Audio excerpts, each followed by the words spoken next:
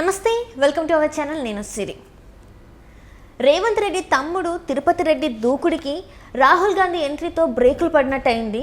అయితే ఈ అంశాన్ని చర్చించడానికి మనతో పాటు ఉన్నారు ప్రముఖ సీనియర్ జర్నలిస్ట్ దుర్గా కుమార్ గారు. నమస్కారం సార్. నమస్కారం సిరి, మన వీక్షకులకు కూడా నమస్కారం సార్. ఇప్పుడు రేవంత్ రెడ్డి తమ్ముడు తిరుపతి రెడ్డి గారికి అంటే మహబూబ్ నగర్లో చాలా అంటే తిరగడం కానీ అవన్నీ కానీ టికెట్ ఇచ్చే అవకాశాలు కూడా కనిపిస్తున్నట్టు తెలుస్తుంది. అయితే మన రాహుల్ గాంధీ ఎంట్రీతోని తన దూకుడికి కొంచెం బ్రేకులు పడ్డాయి. ఇప్పటికైతే ప్రస్తుతానికైతే కొంచెం ఆగిపోయినట్టు తెలుస్తుంది. అసలు ఏం జరుగుతుంది సార్?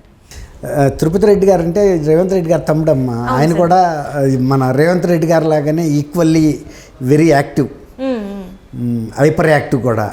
ఇప్పుడు గతంలో ఆయన ఫస్ట్ టైం మనం ఎప్పుడు పేరు విన్నామంటే కామారెడ్డిలో మొన్న రేవంత్ రెడ్డి గారు రెండో ప్లేస్ నుంచి కూడా కంటెస్ట్ చేసినప్పుడు కామారెడ్డి వెళ్ళారు ఆయన ఎలక్షన్ ముందు రోజు. అక్కడ లోకల్ వాళ్ళతో కూడా కొంచెం ఆయన గొడవ అయింది. మీరు బయట నియోజకవర్గాల వాళ్ళు ఎందుకు వచ్చారని అడిగారు వాళ్ళని. ఆయన చీఫ్ ఏజెంట్ రేవంత్ రెడ్డి గారికి, ఎలక్షన్ చీఫ్ ఏజెంట్గా ఆయనకి అక్కడ ఉండే అధికారం ఉంది. ఎందుకంటే అక్కడ ఎలక్షన్ ఏజెంట్లని, బూత్ ఏజెంట్లని వాళ్ళని పెట్టుకోవటం, తర్వాత ఎలక్షన్ సక్రమంగా జరుగుతుందా లేదా అని పర్యవేక్షించుకోవటానికి చీఫ్ ఏజెంట్ ఎవరైతే ఉంటారో ఆయనకి ఈక్వల్లీ క్యాండిడేట్కి ఎన్ని అధికారాలు ఉంటాయో అన్ని అధికారాలు ఉంటాయి.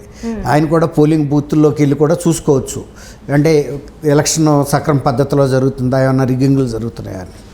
ఆ ఉద్దేశం మీద అందులో అప్పుడు ఆయన మెయిన్గా కొడంగల్లో ఉన్నారు రేవంత్ రెడ్డి గారు. తర్వాత స్టేట్ అంతా కూడా చూసుకోవాల్సిన పరిస్థితి. బహుశా అప్పుడు హైదరాబాద్లోనే ఉంటారు ఆయన, కొడంగల్లోనూ లేరు, కామారెడ్డిలోనూ లేరు. ఎందుకంటే స్టేట్లో రకరకాల ఇష్యూస్ వస్తాయి. ఆ రోజు జగన్మోహన్ రెడ్డి గారు పోలీసుల్ని నాగార్జున సాగర్ డ్యామ్ మీదకి పంపటం అవన్నీ కూడా జరిగినాయి. అప్పుడు కూడా ఆయన రాష్ట్ర ప్రజలకి విజ్ఞప్తి చేశారు, మీరేమీ కంగారు పడవద్దు, ఆవేశపడవద్దు, అక్కడ ఏం జరగదు, డ్యాము పోదు, నీళ్లు వెళ్ళవు, గేట్లు ఎవరు లేపలేరు, అది కావాలని చేస్తున్నారు. కేసీఆర్ గారును ఆంధ్రప్రదేశ్ ముఖ్యమంత్రి జగన్మోహన్ రెడ్డి గారు కుమ్మక్కయ్యి అని కూడా ఆయన శాంతపరిచాడు. కాబట్టి ఆయన హైదరాబాద్లోనే ఉండుంటారు. నేను ఎందుకు చెబుతున్నా అంటే ఆయన రేవంత్ రెడ్డి గారికి బాగా అంటే తమ్ముడే కాకుండా ఆయన ఎన్నికల వ్యవహారాలు, ఇతర రాజకీయ వ్యవహారాలు కూడా జాగ్రత్తగా చూస్తారు, అంటే చురుగ్గా ఉంటారు అన్ని విషయాల్లో కూడా. కాబట్టి ఆయన ఎవరికి ఆయన చెప్పకపోయినా ప్రజల్లో ఒక అభిప్రాయం ఏంటంటే బహుశా రేపు మహబూబ్ నగర్ నుంచి డీకే అరుణ్ గారు కనుక బీజేపీ తరఫున పోటీ చేస్తే సీఎం గారు తమ్ముడినే దింపుతారు పార్టీ తరఫున అనేది ఒక లోకల్గా ఎవరైనా అనుకోవచ్చు. ఆ ఉద్దేశం మీద ఆ ప్రచారం అమల్లో అక్కడ లోకల్గా ఉంటుండొచ్చు. అయితే ఏంటంటే డీకే అరుణ్ గారు కొంచెం అది ఆందోళన కలిగే అంశమే. ఎందుకంటే ఇప్పుడు రేవంత్ రెడ్డి గారు తమ్ముడే కనుక అక్కడ లోక్సభకు పోటీ చేస్తున్నాడు అంటే సహజంగా అధికార పార్టీలో ఉన్న వాళ్ళకి అడ్వాంటేజ్ ఉంటుంది. లోక్సభ సభ్యుడిగా అతన్ని కనుక గెలిపిస్తే రేవంత్ రెడ్డి గారే గెలిచినట్టు కదా ఇక. కాబట్టి మన నియోజకవర్గానికి సంబంధించి బాగా చూసుకుంటారు. ఇంకా ఆయన కొడంగల్ నుంచి రిప్రజెంట్ చేస్తున్నారు జిల్లాకి, కాకుండా తమ్ముడు కూడా మహబూబ్ నగర్ లోక్సభ నుంచి ఉంటే కనుక ఇంకా శ్రద్ధ బట్టి నిధులు అవి ఎక్కువ వస్తాయి, డెవలప్మెంట్ యాక్టివిటీ జరుగుతుంది అనే ఒక అడ్వాంటేజ్ ఉంటుంది. అది కొంచెం డీకే అరుణ్ గారికి డిసడ్వాంటేజ్గా మారే అవకాశం ఉంటుంది. కాబట్టి అదే బయట అభ్యర్థుల్ని ఎదుర్కోవటం కొంత ఇంత కష్టం ఉండకపోవచ్చు. డీకే అరుణ్ గారు కూడా గతంలో మంత్రిగా చేసిన కాంగ్రెస్లో ఉన్నారు ఆమె అప్పుడు. తర్వాత ఆమె మళ్ళీ బీజేపీలోకి వెళ్ళారు. కాబట్టి కాంగ్రెస్ బలం తెలుసు ఆమెకి, బీజేపీ బలం కూడా తెలుసు. ఇప్పుడు ఉన్నారు కాబట్టి బలహీనతలు తెలుసు రెండు పార్టీల్లోనూ. కాకపోతే ఇప్పుడు ఇక బీజేపీలోకి వెళ్ళిన తర్వాత కాంగ్రెస్ క్యాడర్ ఇప్పుడు ఆమెకు పని చేయదు. ఎందుకు పని చేయదంటే స్టేట్లో కాంగ్రెస్ పవర్లో ఉన్నప్పుడు వాళ్ళు బయటపడి బీజేపీకి చేయటం వలన వాళ్ళ పరపతి తగ్గిపోద్ది. అధికార పార్టీ అంటే అది వేరు. కాబట్టి కొంత ఆమెలో కొంత ఆందోళన కలిగించిన అంశంగా కనపడుతుంది. రెండోది ఏంటంటే ఇప్పుడు రేవంత్ రెడ్డి గారు ముఖ్యమంత్రిగా ఉన్నారు కాబట్టి మళ్ళీ ఈయన మహబూబ్ నగర్ నుంచి సపోజ్ పోటీ చేశారనుకోండి, ఒకే కుటుంబం నుంచి రాజకీయ కుటుంబ పాలన అంశం వస్తుందని కొంచెం రాహుల్ గాంధీ గారు కూడా ఆలోచించి అందులో బీఆర్ఎస్ పార్టీని కూడా వాళ్ళు అదే విమర్శ చేశారు. అదే ముఖ్యమంత్రి కుమారుడు కూతురుకి ఇచ్చారు, ఇప్పుడు తమ్ముడు వచ్చాడు అనుకోండి, మరి ముఖ్యమంత్రి గారు తమ్ముడు అవుతాడు.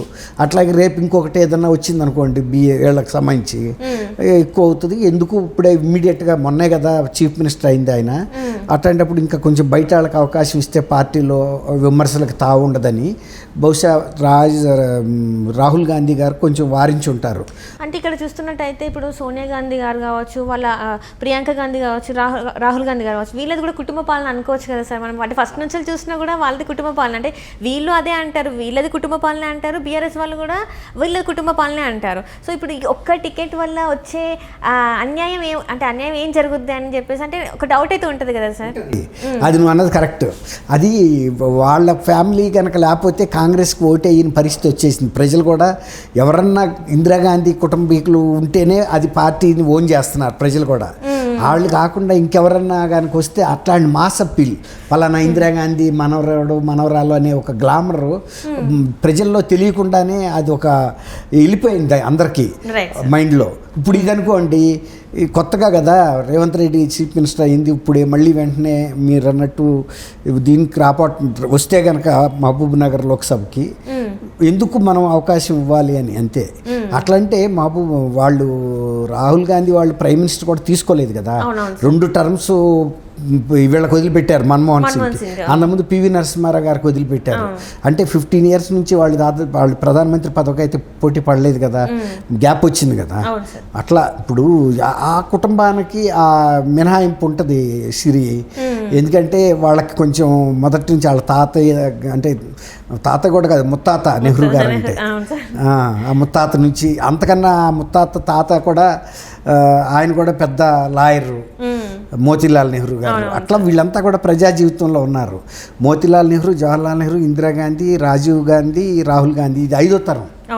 ఈ 5వ తరం వచ్చినా కూడా ప్రజలకు ఇంకా ఆ కుటుంబం మీద దేశవ్యాప్తంగా కూడా ఆ గ్లామర్ అనేది ఉంది ప్రజల్లో.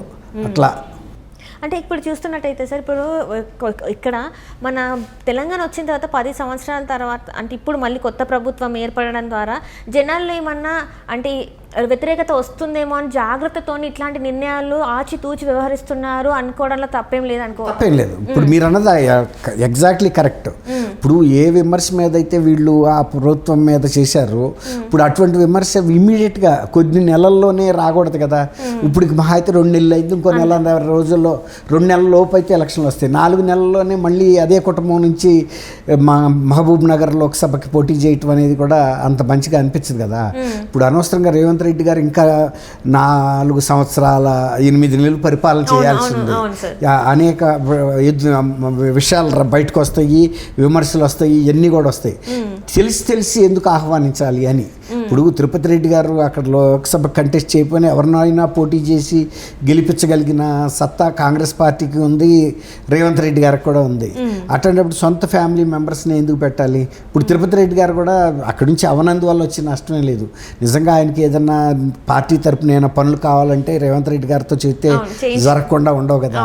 అట్లా ఆ ఉద్దేశం మీద కొంచెం వాళ్ళు జాగ్రత్తగా ఉంటున్నారేమో అనిపిస్తుంది అనమాట. అంటే ఇప్పుడు ఇక్కడ డీకే అరుణ గారికి లైన్ క్లియర్ అయిందని అనుకోవచ్చా సార్? అంటే అంటే ఈ లైన్ క్లియర్ అంటే మీరు అన్నట్టు అంత గన్షాట్గా చెప్పలేకపోయినా మొన్న అసెంబ్లీకి పోటీ చేయమంటే ఇలాంటి సీనియర్ లీడర్ చాలామంది ఏం మాట చెప్పారంటే, ఇప్పుడు అసెంబ్లీ ఎందుకులేండి మేము లోక్సభకు పోటీ చేస్తామన్నారు.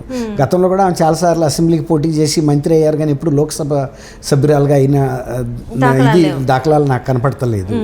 కాబట్టి ఇప్పుడు సీనియర్ లీడర్ వాళ్ళ నాన్నగారు కూడా నర్సిరెడ్డి గారిని ఉండేవారు. ఆయన జనతాదళ తరపున పోటీ చేసి మక్తల నుంచి గెలిచారు చాలాసార్లు. వాళ్ళ తమ్ముడు రామ్మోహన్ రెడ్డి గారు కూడా అక్కడి నుంచి కూడా ఎమ్మెల్యేగా చేశారు. తర్వాత వీళ్ళ బావగారు డీకే సమరసింహారెడ్డి గారు, ఆయన కూడా కాంగ్రెస్లో చాలాసార్లు గెలిచారు. హైకోర్టులో సీనియర్ లాయర్గా ఉండేవారు. ఆయన మంత్రిగా కూడా పనిచేశారు. మొదటి నుంచి ఫ్యామిలీ వీళ్ళ రాజకీయ ఫ్యామిలీయే. వాళ్ళ సత్యారెడ్డి గారిని వీళ్ళ మామగారు కూడా పెద్ద ఆబ్కారీ కాంట్రాక్టరు. వీళ్ళ హస్బెండ్ కూడా భరత్ సింహారెడ్డి గారు కూడా ఐ థింక్ వన్స్ ఎమ్మెల్యేగా కూడా గెలిచారు. ఆయన కూడా 2 సార్లు. ఫ్యామిలీ పరంగా చూస్తే మొత్తం రాజకీయ ఫ్యామిలీ.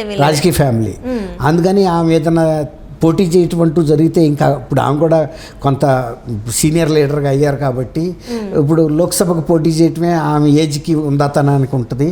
లోక్సభలో రిప్రజెంట్ చేయాలని ఒక కోరిక ఉన్నట్టుగా ఉంది. బహుశా మహబూబ్ నగర్ నుంచి ఆమెకి బీజేపీ కూడా టికెట్ ఇవ్వడానికి పెద్ద అభ్యంతరం ఉంటుందని అయితే నేను అనుకున్నాను. Right sir, right. Thank you so much sir.